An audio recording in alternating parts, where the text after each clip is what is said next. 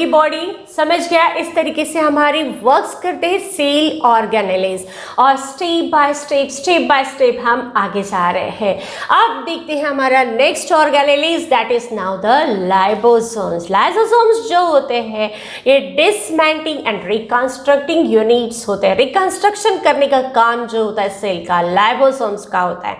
Lysosomes arise जो होते हैं वो गोल्गी कॉम्प्लेक्स से होते हैं विथ एंडोप्लाज्मिक रेटिकुलम से।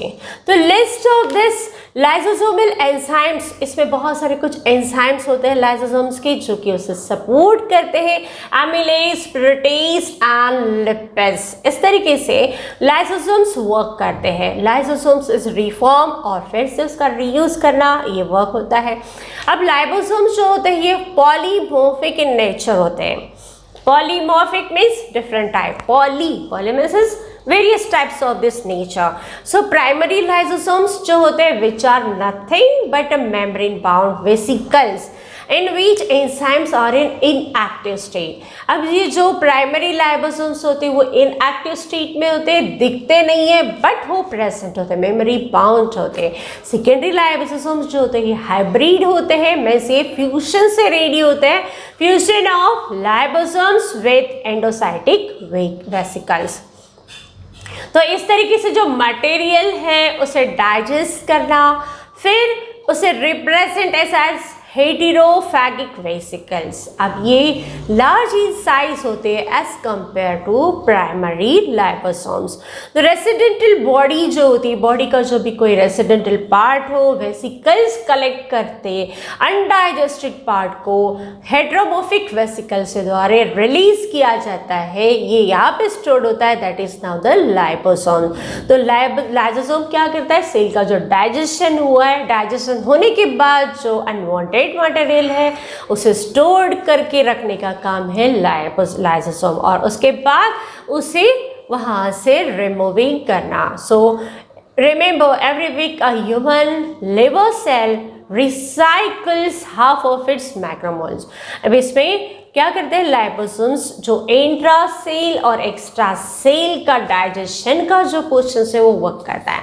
अब इंट्रा सेलुलर डाइजेशन मीन्स क्या होते हैं, ऑटोफैबिक वेसिकल्स, जो कि फॉरेन मटेरियल्स जो हो उन्हें फैगोसाइटिक, एग्जाम्पल जैसे फूड वैक्यूल, एन अमीबा और macrophages in human blood and destroy harmful microbes that enter the body. जो भी हार्मफुल माइक्रोब्स हमारे बॉडी के अंदर गए, वो इंट्रासेल के अंदर गए, उसे डिस्ट्रॉय करने का काम होता है लाइसोसोम्स का। फिर एक्स्ट्रा सेलुलर डाइजेशन मीन्स क्या होता है, अब इंट्रा एंड एक्स्ट्रा का है, इंट्रा हो गया जो कि वहाँ पे अनडाइजेस्टेड या destroy the harmful microbes into this enter the body, उसे डिस्ट्रॉय करने का काम इंट्रा में आ गया। अब एक्स्ट्रा क्या होता है, तो extra means release of lysosomal enzymes. Cell के अंदर लाइसोसोम एंजाइम्स को रिलीज करना, जैसे कि हमारे होते हैं एक्रोसोम या कैप लाइक स्ट्रक्चर होता है ह्यूमन स्पर्म में, जिसे वेरियस एंजाइम हेलोरोडिडेस वर्क, क्या हमने हेलोरोनोडिडेस, ये वर्क करते हैं। हमारे वेरियस ये एंजाइम है, ये ह्यूमन स्पर्म में वर्क करती है, इसे प्रोटेक्टेड करती है। कब, जब this enzymes bring about the fertilization, जब फर्टिलाइजेशन हो तो ये एक प्रोटेक्टिव कवरिंग बनाती है ओवम्स के साथ। During Metamorphosis process found in many organisms, इसमें हम देखते हैं लाइसोसोमल एंजाइम्स बहुत सारे वर्क्स हेल्प करते हैं, और टी लाइम्फोसाइट्स जो वर्क करते हैं, जो हमारे सेल्स रेडियो होते हैं, वहाँ पे भी लाइसोसोम्स वर्क होता है। तो इस तरीके से हमारे लाइसोसोम जो है हमारा अनडाइजेस्टेड मटेरियल जो सेल का होता है उसे रिमूविंग करने का काम अपना बखूबी करता है, intra cell and extra cell के जरिए। Then now the next portion is now vacuoles. अब देखते हैं वैक्यूल्स क्या होते हैं।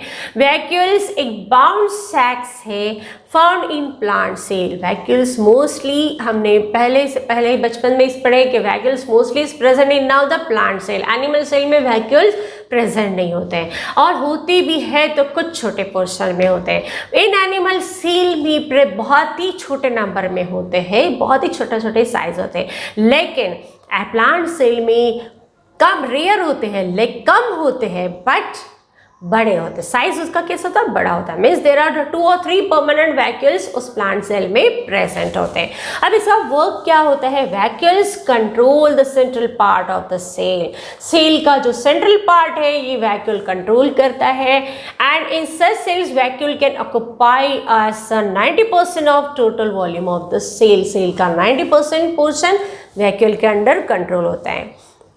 अब जैसे वैक्यूल में the cell control store house of, actually the control करता है वो सेल को, सेल का कंट्रोलिंग पावर है। तो क्या हो रहा है, the cell sap of central vacuole is a store house of various ions and this is a hypertonic to cytosol. Means ये क्या है कि स्टोर हाउस है, मीन्स एक्स्ट्रा जो मटेरियल है जो प्लांट्स ने यूज़ किया उसके बाद जो बचा मटेरियल है वो स्टोर करके रखने का काम होता है वैक्यूल का। और जब प्लांट्स अपना फूड प्रिपेयर ना कर सके तो वो वहाँ से यूज़ कर सके। Vacuole stores again the excretory products, वो भी स्टोर करने की उसकी क्षमता होती है, दैट आर हार्मफुल, जो कि प्लांट्स के लिए हार्मफुल है, और उसे रिमूव करने का काम वैक्यूल्स का होता है। अट्रैक्टिव कलर्स जो पेटल्स के होते हैं are due to the storage of such pigments in vacuoles, और वैक्यूल्स के अंदर ऐसे कुछ पिगमेंट्स होते हैं, उसी की वजह से पेटल्स में कुछ कलरफुल फ्लावर्स आते हैं, या फिर बहुत ज़्यादा अट्रैक्टिव वर्किंग होता है जिससे कि वो अपने आप फिर बाद में नीचे गिर जाए। वो एक्चुअली उसमें क्या होता है, जब लीव्स नीचे गिर रही है, फ्लावर्स अपने आप नीचे गिर जाते हैं, तो क्या करता है वो अपना excretory organs, excretory products remove करते हैं वैक्यूल अपने। उसके बाद आता है next, that is now the glyoxysomes. अब ग्लाइकोक्सिसोम्स जो होते हैं, लाइसोसोम्स हो गए थे हमारे, अब देखिए दूसरा पोर्शन है ग्लाइकोक्सिसोम्स। ग्लाइकोक्सिसोम्स जो होते हैं ऑर्गेनेलीज जो फैटी एसिड्स के लिए होते हैं, फैटी एसिड्स का कन्वर्शन किस इसमें, शुगर में, तो वहाँ पे ग्लाइकोक्सिसोम्स वर्क करते हैं। They can be observe in cells of germinating seed. जैसे सीड जर्मिनेट करती है उस वक्त सेल्स यूटिलाइज अपना स्टोर्ड फूड करती है, फैट्स यूज करती है as a source of sugar till it start photosynthetic acid. So कब तक होता है ये प्रोसेस, ग्लाइकोसोम्स कब तक उसे सपोर्ट करते हैं, जब तक सीड अपना खुद अपना फोटोसिंथेटिक प्रोसेस ना कर सके। मीन सीड के जर्मिनेशन से उसे लीव्स आने तक, लीव्स के बाद वो जैसे ही फोटोसिंथेसिस करेगा तब ग्लाइकोऑक्सिसोम जो है अपना वर्क करना बंद कर देता है। तो ये सीड जर्मिनेशन के बाद ग्लाइकोऑक्सिसोम्स वर्क करते हैं। उसके बाद आता है माइटोकॉन्ड्रिया। माइटोकॉन्ड्रिया जो होते हैं इसे हम power house of the cell कहते हैं, सेल का पावर हाउस। और यहाँ पे जो एनर्जी स्टोर होती है वो होती है एटीपी के फॉर्मेशन में। माइटोकॉन्ड्रिया डबल लेयर्ड मेम्ब्रेन होते हैं, यहाँ पे बहुत सारे फिंगर लाइक प्रोजेक्शन होते हैं, जैसे हम कहते हैं finger like process is called the cristae. Inner membrane bears numerous particles, oxysomes, cytochromes, electron carriers. अब यहाँ पे inner membrane जो होते containing fluid, matrix, DNA, RNA, इस तरीके से कुछ राइबोसोम्स के 70 स्ट्रेन, लिपिड्स, एंजाइम्स इसके माइटोकॉन्ड्रिया के क्रेब्स साइकिल में यूज़ करते हैं, जो कि रेस्पिरेशन आगे है आपको और अदर पाथवेज में। इस तरीके से माइटोकॉन्ड्रिया ये जो है सेल का क्या होता है, power house of the cell. यहाँ पे पूरी एनर्जी स्टोर की जाती है और यूटिलाइज किस फॉर्म में किया जाता है, एटीपी के फॉर्म में। अब यहाँ पे आप देखेंगे ऑक्सीसोम्स जो है हमें डायग्राम में दिख रहे हैं, that is now inner membrane of the mitochondria में बहुत सारे न्यूमरस पार्टिकल्स होते हैं, उसे हम कहते हैं ऑक्सीसोम्स या फिर F1 particles. each particle consists of head and stalk। अब हर एक इसमें ऊपरी पोर्शन जो आपको दिख रहा है that is now the head, बीच में पेडिसेल, F0 नीचे होता है बेस। इस तरीके से हमारे नीचे देखिए F1 पार्टिकल्स रेडी हो रहे हैं। Head act as an enzyme ATP synthesize और फूड। हेड जो है वो एटीपी का वर्क करता है, एटीपी सिंथेसाइज का, और फूड जो है वो प्रोटॉन चैनल का वर्क करता है। मीन्स क्या हो गया, ऑक्सीसोम्स ये हमारे proton pumping and ATP synthesize, दोनों भी वर्क हो रहे हैं, प्रोटॉन पंपिंग भी हो रहा है और एटीपी हमारा सिंथेसाइज भी हो रहा है। ये वर्क होता है हमारे ऑक्सीसोम्स का। उसके बाद आते हैं next portion, that is now the plastids. अब प्लास्टिड्स जो होते हैं जैसे माइटोकॉन्ड्रिया वैसे प्लास्टिड्स भी डबल वॉल ऑर्गेनेलीज है।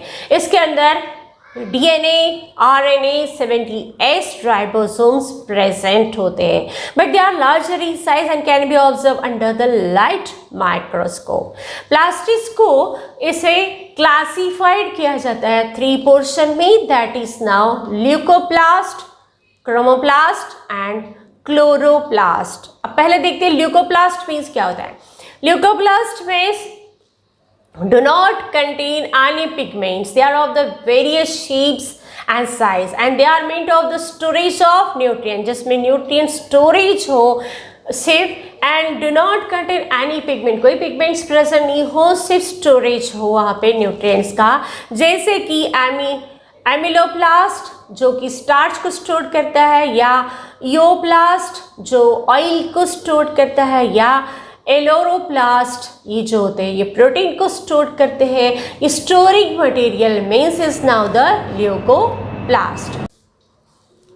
उसके बाद है क्रोमोप्लास्ट। क्रोमोप्लास्ट इसके अंदर पिगमेंट्स होते हैं जैसे कि कैरोटीन एंड xanthophyll जो प्रेजेंट होता है। दे इम्पार्टेड रेड, येलो और orange colour to flowers and fruits. और क्रोमोप्लास्ट मीन्स क्या कर रहा है, ये फ्लावर्स एंड फ्रूट्स को कलर देने का करता है। इसके बाद होते हैं क्लोरोप्लास्ट। अब क्लोरोप्लास्ट मीन्स ये ग्रीन पिगमेंट जो कि लेफ्ट में कलर होता है, chlorophyll along with other enzymes that help in production of sugar by photosynthesis. Photosynthesis process के से ये वर्क करता है। इसके बाद आते हैं हमारे राइबोसोम्स। राइबोसोम्स क्या काम करते हैं, दैट इज नाउ दे रियो that the ribosomes are protein factories of cell. Cell के प्रोटीन फैक्ट्रीज होते हैं, they use a genetic information. अब राइबोसोम्स जो होते हैं ये प्रोटीन सिंथेसाइज तो होते हैं, उसी के साथ जेनेटिक इंफॉर्मेशन भी यूज करते हैं। Ribosomes were first observed as a dense particles and electron micrograph of the cell. इस साइंटिस्ट जे पैलेट ने कहा था कि ये डेंस पार्टिकल्स होते हैं राइबोसोम्स, ये वर्किंग करते हैं राइबोसोमल आरएनए एंड प्रोटीन्स मिला के सेल का जो स्ट्रक्चर है इसे में वर्क करते हैं।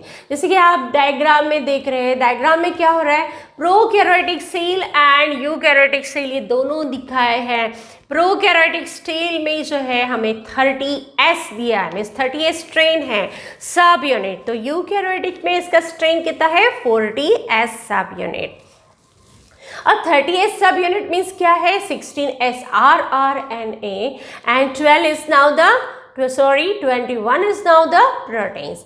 उसी तरह से 40S, अब यूकैरियोटिक सेल में जो स्ट्रेन है इसका सब यूनिट बढ़ा गया है, 40S हो गया, मीन्स अभी इस पर क्या अटेंडिंग है 18S rRNA एंड 33 प्रोटीन्स है। यूकैरियोटिक सेल में वो सेल सब यूनिट बढ़ गया था।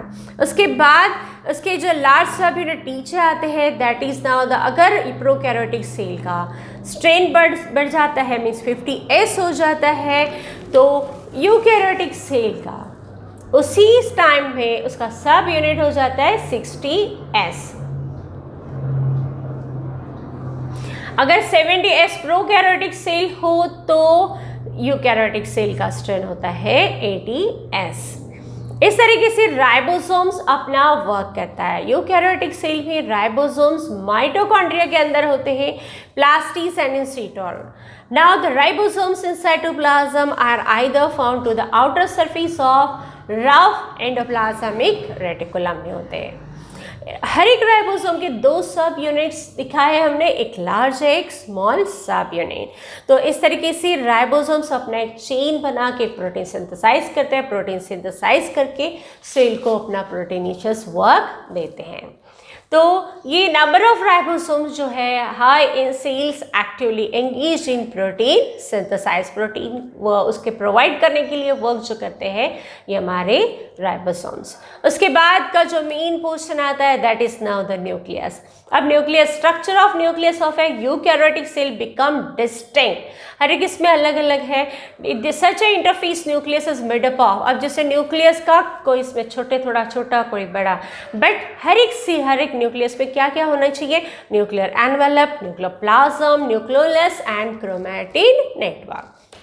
न्यूक्लियर एनवेलप ये क्या होते हैं, डायग्राम में आप देखिए, न्यूक्लियर एनवेलप ऐसा डबल वॉल है डिमिलिमिटिंग, आउटर में इसमें दो मेम्ब्रेन्स है, आउटर मेम्ब्रेन जो होता है ये एंडोप्लाज्मिक रेटिकुलम के साथ कनेक्टेड है, एंड इनर मेम्ब्रेन जो है ये lined by the nuclear lamina या उसे ही कहते हैं हम network of protein fibres that maintaining the shape of the nucleus, nucleus का शेप मेंटेन करने के लिए।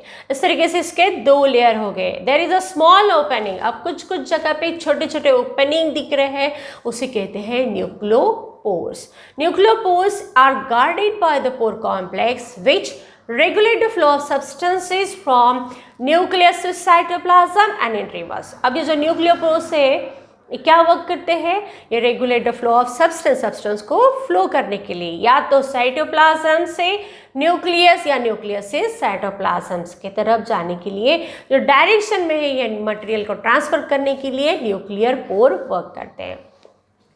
उसके बाद है न्यूक्लियोप्लाज्म, जो सब्सटेंस में अंडर है उसके अंदर क्या होता है, न्यूक्लियोप्लाज्म में कुछ सब्सटेंस ऐसे होते हैं जैसे nucleic acid, protein molecules, minerals, salt, ये अपना एक पूरा नेटवर्क रेडी करते हैं, और न्यूक्लियोलस जो पूरा सेल में अंदर प्रोवाइड करता है एक स्ट्रक्चर जो कि न्यूक्लियस उसके अंदर में अपना वर्क प्रॉपरली कर सके।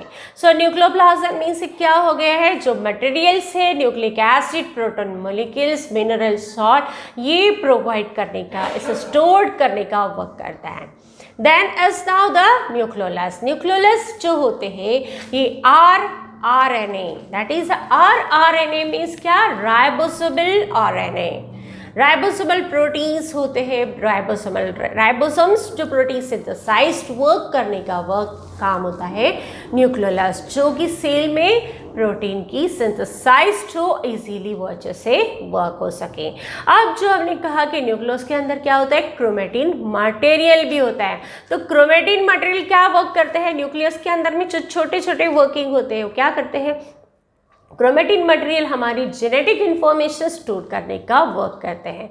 Nucleus containing the genetic information in the form of the chromosomes which are nothing but DNA molecules associated with the proteins, और इससे क्रोमोसोम्स एक थ्रेड लाइक में स्ट्रक्चर दिखता है और उसे ही हम क्रोमेटिन नेटवर्क कहते हैं। द क्रोमेटिन मटेरियल कंटेन्स, अब मटेरियल में कौन से पोर्शन आते हैं, DNA, histone, non histone proteins and RNA। इस तरीके से कुछ रीजन्स में chromatin DNA is more and genetically active, उसे कहा जाता है यूक्रोमेटिन, और कुछ रीजन्स में प्रोटीन्स और लेस DNA होते हैं, ऐसे इसको कहा जाता है हेटेरोक्रोमेटिन। तो इस तरीके से ये क्रोमेटिन वर्क करते हैं। इसके बाद जाते हैं साइटोस्केलेटन। अब साइटोस्केलेटन मीन्स क्या होता है, cytoskeleton means is advancement and light and electron microscopy, एक प्रेजेंस ऑफ नेटवर्क्स जो प्रोवाइड होता है साइटोप्लाज्म में, उसे कहते हैं साइटोस्केलेटन। इसके अंदर microtubules, microfilaments and intermediate filaments present होते हैं। अब माइक्रोट्यूब्यूल्स मीन्स क्या, माइक्रोट्यूब्यूल्स के अंदर होते हैं प्रोटीन ट्यूबुलिन, माइक्रोफिलामेंट्स जो होते हैं वो करते हैं एक्टिन एंड इंटरमीडिएट फिलामेंट्स जो कि प्रोटीन्स का वर्क करते हैं। सो साइटोस्केलेटन ये क्या कर रहे हैं, शेप ऑफ द सेल को मेंटेनिंग करते हैं, कॉन्ट्रैक्शन ऑफ सेल करना या सेल की मोबिलिटी मीन्स मूविंग होना या सेल ऑर्गेनेलिज होना या shape of the cell changes according to that situation या फिर सेल डिवीजन, ये जो सब सारी चीज़ें जो है ये डिपेंडेंट होती है साइटोस्केलेटन के हिसाब से। उसके बाद आता है cilia and flagella. Cilia and flagella ये फाइन हेयर लाइक मेम्ब्रेन होते हैं जो protoplasmic outgrowths that occurred on the free surface of the cell. जो सेल का फ्री सरफेस हो वहाँ पे हेयर लाइक प्रोजेक्शन दिखते हैं, उसे कहा जाता है cilia. Cilia small in size होते हैं, many number. Cilia act as oars causing movement of cell. Cell की इजीली मूव हो और इसलिए उसे छोटे छोटे छोटे फॉर्म में हेयर लाइक प्रोजेक्शन होते हैं, उसे कहा जाता है सिलिया। फ्लैजिला लॉन्गर होते हैं और लॉन्गर होने की वजह से वो फ्यू इन नंबर में होते हैं। सो फ्लैजिला प्रोकैरियोटिक बैक्टीरिया में होते हैं, different form of eukaryotic flagella.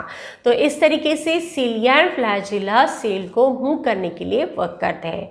Basal body is placed in outer part of cytoplasm, और इसे हम देखते हैं कि दो पार्ट्स है इसके अंदर, that is now the sheet and exonym.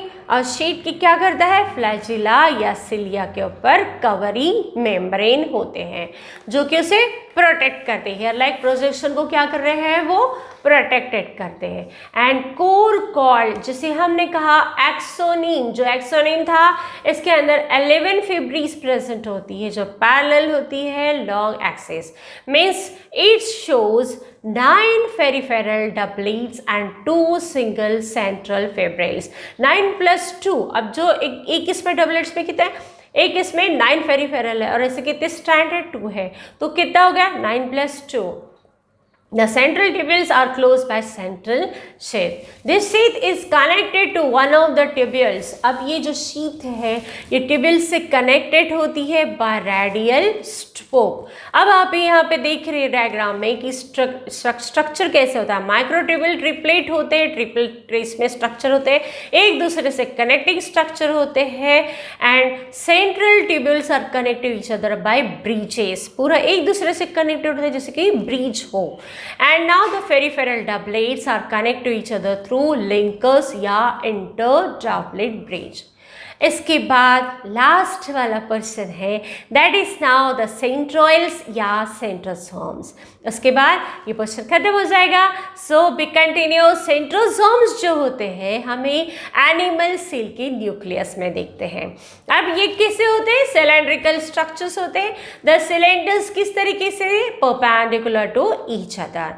तो इसमें ट्रिपलेट माइक्रोट्रोब्स आपको दिखेंगे सेंट्रोइल्स में। तो proximal end of centroid there is a seat of tubules called hub. अब एक साथ centroids अगर हो, group of centroid हो तो उसे कहा जाता है hub. The peripheral triplets are connected to hub by means of radial spokes. और एक पूरा गोल अगर वो स्ट्रक्चर हो गया है, बहुत गोल स्ट्रक्चर हमें दिख रहा है तो उसे रेडियल स्पोक्स कहते हैं। और इस तरीके से proximal end of centroid कैसे दिखता है, हमें कैसे दिख रहा है, वो कार्ट व्हील, जैसे कि चक्का है ना, गाड़ी का कोई पहिया होता है, कार्ट व्हील यानी गाड़ी की जो व्हील दिखती है उस तरीके से हमें ये स्ट्रक्चर दिखता है। The centrosomes help in assembly of spindle apparatus during cell division. It form basal body of the cilia and flagella. तो ये पोर्शन हमें कहाँ दिखते हैं, कहाँ होते हैं, सिलिया फ्लैजिला के बेसल पोर्शन में। तो इस तरीके से हमारा जो स्ट्रक्चर ऑफ सेंट्रोइड है ये वर्क करता है। तो आज हमने क्या देखा है, यूकैरियोटिक सेल का स्ट्रक्चर, इसके डिफरेंट ऑर्गेनेलीज देखें। तो हमारे सेल का जो स्ट्रक्चर्स होते हैं, 2 टाइप के सेल होते हैं, प्रोकैरियोटिक एंड यूकैरियोटिक। तो आज हमने यूकैरियोटिक को कवर किया। इसके बाद नेक्स्ट वीडियो में हम मिलेंगे न्यू टॉपिक के साथ। तब तक के लिए आप सबको हमारे साथ जुड़ने के लिए शुक्रिया। Thanks lot.